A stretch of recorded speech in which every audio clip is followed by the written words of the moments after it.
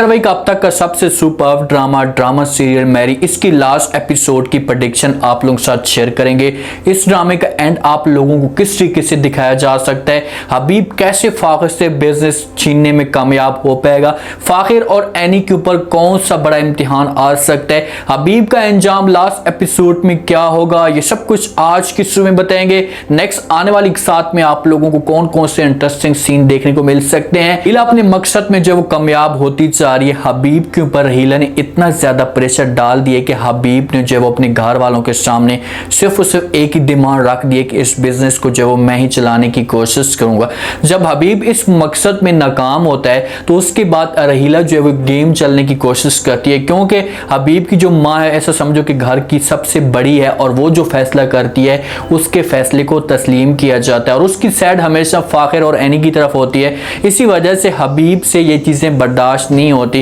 रहीला जाती है हबीब के पास और उसे जो भड़काने की कोशिश करेगी, उसे कहेगी कि भाई तुम देखो कि तुम्हारे ऊपर जो वो इस तरह का रौब जमाया जा रहा है कि तुम्हारी कोई भी बात नहीं सुनी जाती, आप कम से कम जो है वो अपने भतीजे के साथ इस सब बात तो करें, अगर आपको वो बिजनेस नहीं भी देता तो अपना जो आपका हिस्सा बनता है वो तो लें। अब रहीला का मकसद सिर्फ और सिर्फ ये है कि जब हबीब के पास ये सारा बिजनेस आ जाएगा तो उसके बाद मैं अपने नाम सब कुछ कर लूंगी, तो उसके बाद हबीब को हमेशा के लिए किक मार दूंगी और हबीब की सबसे बड़ी सजा यही होगी। एनी के साथ और फाखिर के साथ अगर घर वाले जो वो सैड करने की कोशिश करते तो किसी भी सूरत में फाखिर अपने आप को जो कमजोर ना समझता। अब फाखिर और एनी जब भी बहर जाते हैं उसके बाद हासिल करने की कोशिश करते हैं तो आगे से जो है वो फाखिर की माँ है वो फाखिर को रोकने की कोशिश करती है। जिस वक्त फाखिर और एनी वापस घर आते हैं तो आगे से इसकी माँ खड़ी होती है और फाखिर को वहीं पर मना कर देती है कि भाई घर वालों के कोई फैसले होते हैं, कम से कम आप घर वालों को फैसलों को तस्लीम करने की कोशिश तो करें। उसके बाद आप दोनों बहर इस तरह नहीं जाएंगे और एनी की तालीम हमेशा के लिए बंद हो चुकी है। फाखिर वहां पर अपनी माँ को कोई जवाब तो नहीं देता,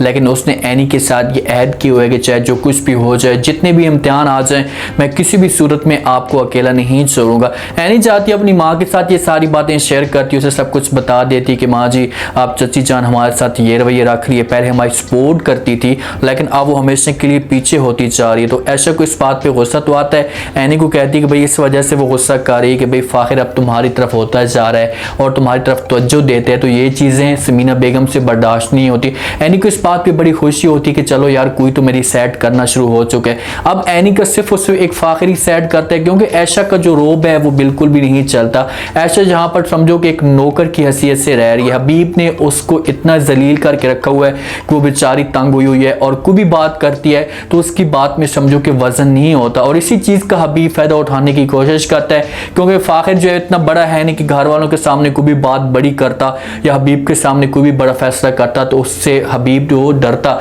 हबीब उसकी बात को भी वजन नहीं देता और वहीं पर उससे इनकार कर देता है। इसी वजह से इन दोनों के बीच में जो है वो हर रोज लड़ाई चल रही है और इस लड़ाई के पीछे रहीला फायदा उठाने की कोशिश करती है। रहीला को जब ये चीजें नजर आ रही होती है कि भाई हर चीज हमारे हाथ में इतनी जल्दी से नहीं आ सकती, सबसे पहले जो है मुझे अपनी सास का काम तमाम करना पड़ेगा, उसके बाद जो है ऐसा हर चीज को अपनी मुट्ठी में करने की कोशिश करनी पड़ेगी। अब हबीब की माँ की जो है वो सारी दिन यही केयर करती है, उसका ख्याल करती है, मेडिसिन का ख्याल करती है। उसे पता है कि भाई जैसे ही सारे लोग मेरे ऊपर यकीन करना शुरू कर देंगे तो उसके बाद जो है मैं इसे हमेशा के लिए अपने रास्ते से क्लियर कर दूंगी। रात का वक्त होता है, इसके पास मेडिसिन वगैरह भी पड़ी होती हैं। अचानक जो है वो हबीब की माँ की तबीयत खराब होती है तो वो गोलियों की तरफ हाथ करने की कोशिश करती है, तो वहां पर रहीला मौजूद होती है। रहीला जब ये सारा सीन देखती है तो उसे पता चल जाता है कि भाई अब सारी गेम जो है हमारी मुट्ठी में आ चुकी है, इसी मौके का फायदा उठाया जा सके और यहाँ पर हबीब की माँ को ऊपर भेजा जा सके। जैसे ही वो गोलियों की तरफ हाथ करती है तो आगे से रहीला बढ़ती है और गोलियों को जो है वो पाँव मार देती है और जैसे पाँव मारती है उसके बाद इसकी हालत यहाँ पर बहुत ज़्यादा ख़राब हो जाती है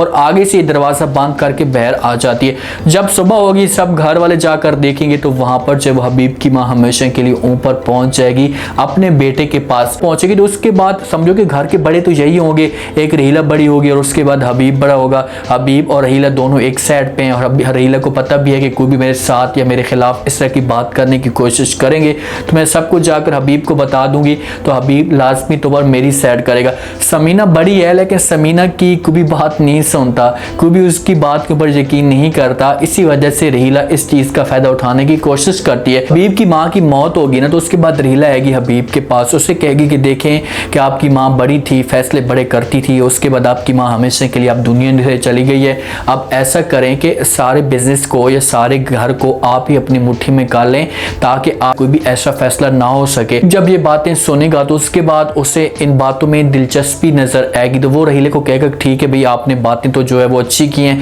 मैं अब जाता हूँ और जाकर समीना भाभी से बात करता हूँ, फाखिर वालों से बात करता हूँ। जब उनके सामने ये डिमांड रखेगा तो आगे से फाखिर वाले इनकार कर देंगे, कहेंगे कि भाई किसी भी सूरत में अबू ने जो है वो सारा बिजनेस मेरे नाम किया है, मैं आपको ये सब कुछ नहीं दे सकता। तो इस जगह पर जाकर जो गेम स्टार्ट होगी, हबीब जो है वो फाखिर को इतना ज़्यादा ब्लैकमेल करेगा, उसको इतना ज़्यादा मजबूर करने की कोशिश करेगा कि आखिरकार फाखिर जो मजबूर हो जाएगा और हबीब का जो अपना हिस्सा होगा वो फाखिर इसके नाम कर देगा, घर जो है वो भी इसके नाम कर देगा, फाखिर के साथ सारे लोग रहना शुरू कर देंगे, ऐशा भी फाखिर के साथ रहेगी और उसके बाद एनी भी फाखिर के साथ रहेगी, रहीला और हबीब जो है वो दोनों अलग हो जाएंगे। बिजनेस आएगा हबीब के पास, उसके बाद जो है वो रहीला अपनी जो है वो गेम जो अपना आईना दिखाना शुरू कर देगी, हर चीज़ अपने नाम करेगी और वो हबीब को जो वो किक मारने की कोशिश करेगी। हर रोज़ जो इन दोनों के बीच में जो वो लड़ाइयाँ शुरू हो जाएंगी, हर रोज़ एक दूसरे के साथ जो ये तलख कलामी करेंगे, एक दूसरे के साथ बदतमीज़ी करेंगे। तो फिर ऐसा जो है वो हबीब को इस बात पे एहसास होगा,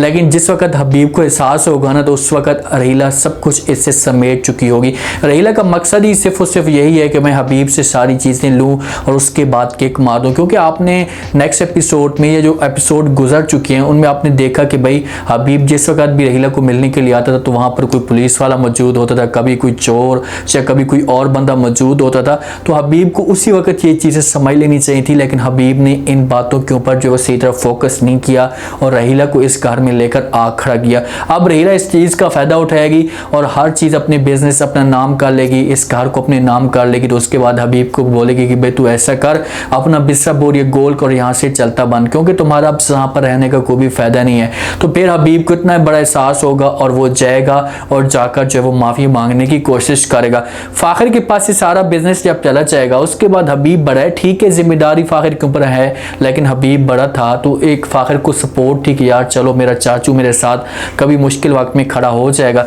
जब उसका कोई भी साथ नहीं होगा तो फिर ये बड़ा परेशान होगा, इसके ऊपर बड़ा बोझ आएगा, इसके ऊपर बड़ी जिम्मेदारियाँ आएंगी, जिसकी वजह से ये अपने आप को हो सकता है कि कमज़ोर भी समझना शुरू कर दे। और जिस वक्त अपने आप को कमज़ोर समझेगा तो वहाँ पर एनी भी इसका साथ देने के लिए तैयार हो जाएगी, उसे कहेगी कि भाई आपको परेशान होने की कोई भी ज़रूरत नहीं है, मैं आपके साथ खड़ी हूँ। एनी के लिए फाखिर सबसे अच्छा काम यही कर रहा है कि उसे तलीम दिलवा रहा है। जब ये तलीम एनी मुकम्मल कर लेगी तो उसके बाद फाखिर को और इसके घर वालों को फिर जाकर एहसास होगा कि यार फाखिर ने एनी के लिए जो कदम उठाया था वो बिल्कुल ठीक उठाया था। आज देखें कि एनी जो है उसके काम आ रही है, एनी इसकी बड़ी सपोर्ट करेगी और फाखिर को कभी भी जो है वो नाउम्मीद नहीं होने देगी, उसे जो है वो परेशान नहीं होने देगी। और फाखिर की सबसे जो बड़ी एक ताकत होगी वो यही होगी कि एनी उसके साथ खड़ी है। हबीब उनके पास जाएगा, जाकर माफिया मांगेगा, एनी और फाखिर के ऊपर इम्तिहान तो आएगा, इनको जो बच्चे की भी खुशखबरी मिलना शुरू हो जाएगी, एनी को इस बात पे उम्मीद भी हो जाएगी। तो ऐसा जो है वो घर के अंदर खुशियाँ आना शुरू हो जाएंगी।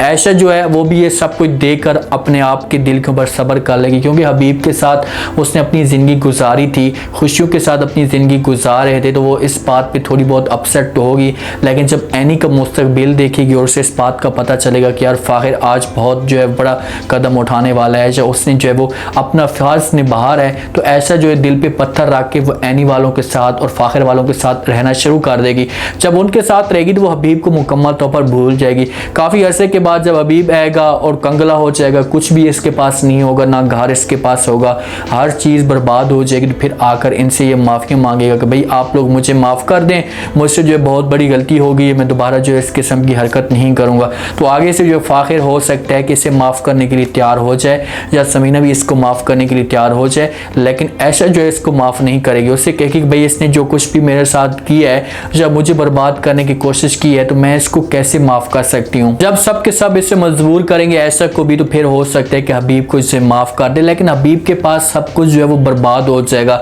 रहीला इसको मुकम्मल तौर पर नुकसान पहुँचाएगी, लेकिन रहीला की असलियत एक दफ़ा हबीब के सामने ज़रूर आएगी, जिस हिसाब से उसने जो वो माँ को मारने की कोशिश की। अगर ये लोग इसी घर के ऊपर कब्जा कर लेते हैं हबीब और रहीला, ऐसा हबीब के सामने रहीला की असलियत खुलेगी, उससे पता चलेगा कि यार मेरी माँ को मारने वाला जो है वो ज़हीर थी, या मेरी माँ को ख़त्म करने वाली रहीला ही थी। अब रहीला तो नाटक तो करना शुरू कर देगी, वो कहेगी कि भाई मेरी सास मर गई है, मैं टूट फूट का शिकार हो चुकी हूँ, मेरी यही उम्मीद है, जिस वक्त मौत होगी वो सबके सामने जो वो नाटक के आंसू बहेगी। लेकिन जब हबीब को इस बात का पता चलेगा, सबको शक तो होगा कि यार रहीला ने कुछ ऐसा ज़रूर किया है जिसकी वजह से हमारी माँ जी जो है इस दुनिया से गई हैं। जब हबीब को पता चलेगा, हबीब जो फिर रहीला के ऊपर गुस्सा करेगा, उससे कहेगा भाई तुम्हें किसी भी सूरत में से माफ़ नहीं करूँगा, जहाँ से मैं तुम्हें हमेशा के लिए निकालने के लिए तैयार हूँ। अगर ये लोग इस घर में रहते हैं, अगर यहाँ से ये छोड़कर जाते हैं, तो उसके बाद हबीब से वो सारी चीज़ें समेटेगी और हबीब को कंगला करके भेजेगी। इसकी जो उम्मीदें होंगी वो भी हमेशा के लिए टूट जाएंगी, क्योंकि फराज ने जो चीज़ सोच कर रखी हुई थी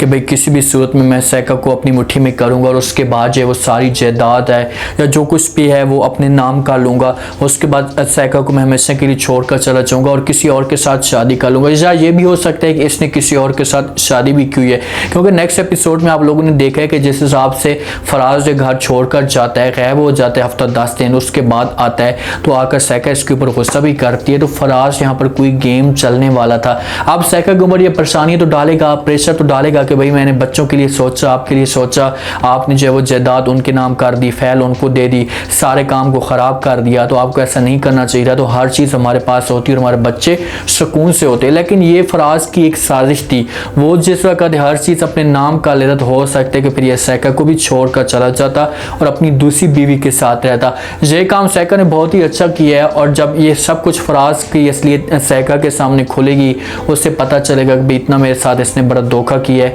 तो वो कभी भी फराज को माफ़ नहीं करेगी और फराज को भी हो सकता है कि इस घर से भी निकाल दे, क्योंकि फराज जो है वो अपने सास वालों के घर रह रहा होता है, इतना बेचारा मजबूर होता है, इसके पास इतने जो है वो कोई ऐसे ख़ास ऑप्शन मौजूद ही नहीं होते। तो ये चीज़ें आप लोगों को दिखाई जाएंगी, फराज की भी असलियत खुलकर आ जाएगी। हबीब जो अगर इस घर में रहता है तो रहीला की असलियत खुलेगी, और अगर जहाँ से हबीब साथ जाते रहीला के बिजनेस सब कुछ समेट कर, तो रहीला हर चीज़ अपनी मुट्ठी में करेगी और उसके बाद हबीब को किक मारेगी, और फिर जाकर हबीब को भी इस बात का एहसास होगा। एनी और फ़ाखिर की ज़िंदगी में हो सकते कि बच्चा आ जाए और इनकी जो एक एंड हो, हैप्पी एंड हो। फ़ाखिर के ऊपर इम्तिहान तो आएंगे, उनके ऊपर परेशानियाँ तो आएंगी, लेकिन फ़ाखिर कभी भी इन परेशानियों से अपने आप को जो पीछे नहीं करेगा। अगर करता भी है तो एनी की सपोर्ट इसके साथ खड़ी होगी, जिस पर फ़ाखिर को जो है वो बड़ी उम्मीद मिल जाएगी। ड्रामे का एंड जो है वो बहुत ही ज़बरदस्त एंड होगा, और इस जैसा ड्रामा जो है वो फैमिली के अंदर लाया जाए। इस तरह के जो है वो ड्रामे आप लोगों को देखने भी चाहिए, जैसे बेबी बाजी था और ये ड्रामा भी है मायरी।